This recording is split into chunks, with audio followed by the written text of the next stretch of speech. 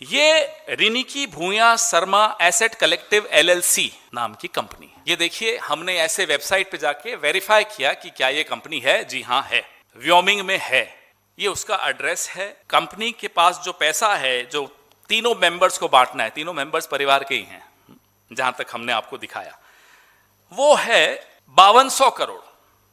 सीधा डॉलर से आप कन्वर्ट करोगे, मैं आपका काम आसान कर देता हूं। 5200 करोड़ इनको बांटना है आपस में। 52,000 सॉरी, मेरी आदत नहीं ना, हम तो 100 से आगे बढ़ते नहीं।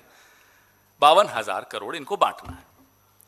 हम ये जानना चाहते हैं, क्या ये सही है हेमंता बिस्वा शर्मा जी कि इतना पैसा आपने व्योमिंग में रखा है, शेल कंपनीज बनाई हैं, क्या किया है? ये पैसा कहां से आया, पहले तो ये बताइए।